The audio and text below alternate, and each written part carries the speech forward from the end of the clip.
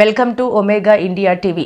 ఆదివాసుల సంస్కృతి సాంప్రదాయాలు ఉట్టిపడేలా జరుపుకొని ఈ జాతర కోసం ప్రత్యేక ఏర్పాటు చేసింది ప్రభుత్వం. ఆదిలాబాద్ జిల్లా ఇంద్రవెల్లి మండలంలోని కేస్లాపూర్లో జరిగే నాగోబా మహా జాతర ప్రపంచంలోనే అతిపెద్ద గిరిజన జాతరలో ఒకటి.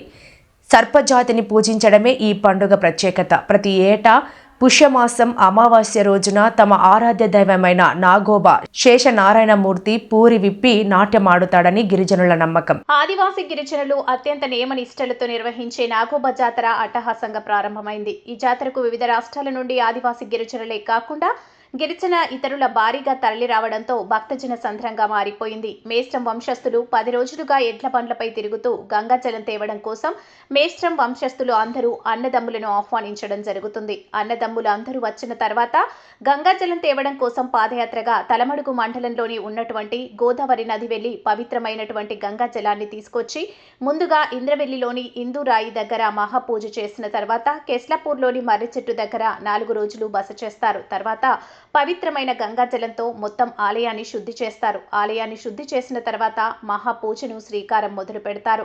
మహాపూజ కోసం వివిధ రాష్ట్రాల నుంచి ఛత్తీస్గఢ్, మహారాష్ట్ర, మధ్యప్రదేశ్ ఉన్నటువంటి ఆదివాసీలు, వివిధ గిరిజనులు, గిరిజన ఇతరులు వచ్చి నాగోబా దేవుని యొక్క ఆశీర్వాదం తీసుకుంటారు. నాగోబా దేవుని ఆశీర్వాదం తీసుకుంటే జన్మ జన్మలకు చేసిన పాపాలు పోతాయి అని భక్తుల యొక్క నమ్మకం. ఇక్కడికి వచ్చిన మేస్ట్రం వంశస్థులు చెప్పడం జరిగింది. జై నాగోబా, జై నాగోబా. ఊరు మధ్వ కేస్లాపూర్ నాగోబా జాతర, నాగోబా దేవుని యొక్క దర్శనానికి చేసినటువంటి సుదూర ప్రాంతం నుంచి వచ్చిస్తున్నటువంటి భక్తులకు స్వాగతం, సుస్వాగతం. మరి మేస్ట్రం వంశస్థుల యొక్క విలువైనటువంటి నాగోబా దేవుని యొక్క మహాపూజ అనేది ముందుగా పుష్యమాసము నెలవంక అయిన తర్వాత 2వ తారీఖు ఇక్కడ అందరూ జమై మరి అందరూ కలిసి అన్నదమ్ములు మరి ఇక్కడ కాలు మొక్కడం జరుగుతుంది. దాని తర్వాత 10 రోజులు ఇక్కడ ఉన్నటువంటి ఈ ఎడ్ల బండి పైన మొత్తము 10 రోజులు తిరిగి అందరికీ కబురు చెప్పడం జరుగుతుంది. అంటే ఈ గంగాజలం కోసము అందరు అన్నదమ్ములను ఆహ్వానించడం జరుగుతుంది.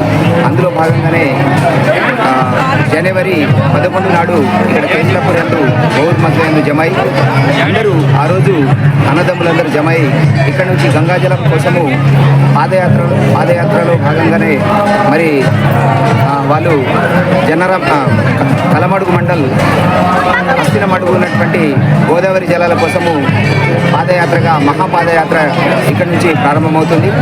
అదేవిధంగా మరి పవిత్రమైనటువంటి గంగాజలం తీసుకొచ్చి ముందుగా ఇంద్రవెల్లిలో ఉన్నటువంటి ఇందురాయి యొక్క మహాపూజ చేసిన తర్వాత అక్కడి నుంచి కేస్లాపూర్లో ఉన్నటువంటి గౌర్ మధ్య కేస్లాపూర్లో ఉన్నటువంటి మరి మర్రి చెట్టు దగ్గర వచ్చి అక్కడ 4 రోజులు బస చేస్తారు.